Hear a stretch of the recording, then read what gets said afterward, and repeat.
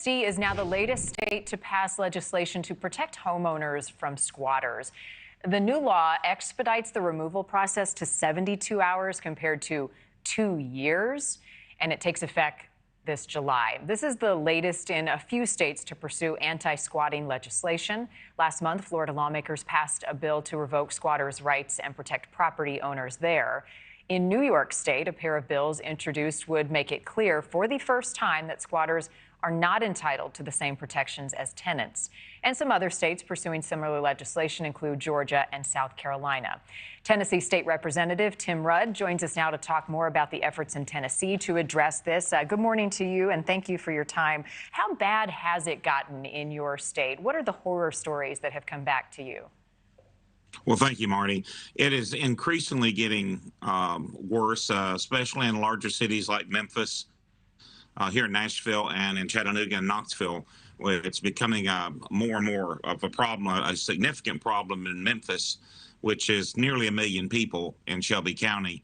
Of course, we have witnessed in our neighboring state of Georgia for the last few years, squatters have it's become an epidemic in Atlanta, and they're dealing with that in the legislature there. As you mentioned, Florida just passed it, and that alerted me that it's time we did something about it, because if our neighboring states are going to address the problem, it could shove these people into Tennessee as well.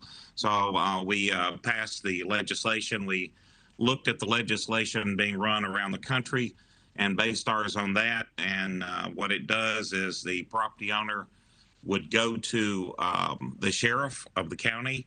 They would fill out a form. It would then be established through the Register of Deeds that they were in fact the legal owner. And at that point, the sheriff would then go, whenever he's available within 72 hours, to evict the people. And they could be, if they resist, they could be charged with a felony. What we have found is that it can take, if someone knows how to use the court system, they can take them almost up to 2 years to get someone out of someone's property, because the courts would have to decide under most state laws, like here in Tennessee.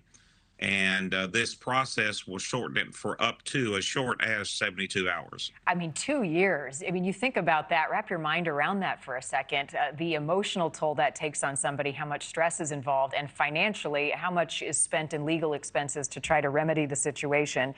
So it sounds like there's an enforcement plan in place for the 72-hour removal process. What is the advice that you have, Representative, for homeowners now before this takes effect in July?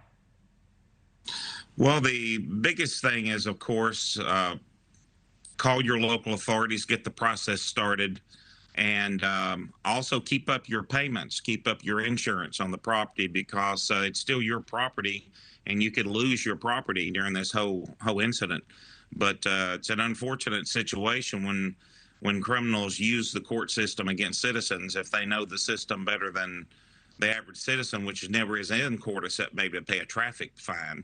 Plus, you know, not only all the legal expenses, the damage to the property and loss in revenue, if it happens to be a rental property, can be very significant.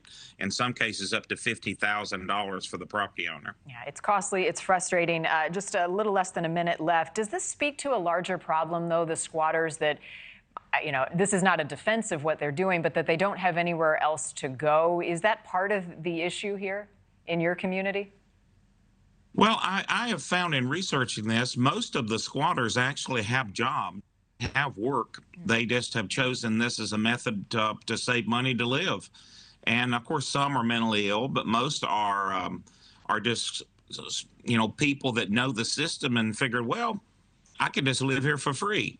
And it's a huge problem in California as well as New York, as you mentioned. And I read the story the other day. They're actually starting to move into mansions and homes that celebrities own out in Los Angeles. So it's just people wanting to live and take advantage of people. They're basically, I guess you could say, they're predators in our communities. They just prey upon our innocence and prey upon law-abiding citizens. Yeah, and so far they've been able to get away with it in a lot of states, no longer in Tennessee starting in July. There's right and wrong, and there's laws to back it up. Representative, thanks for your time. Thank you for watching. Go to newsnationnow.com to find NewsNation on your television provider. And don't forget to click the red subscribe button below to get more of NewsNation's fact-driven, unbiased coverage.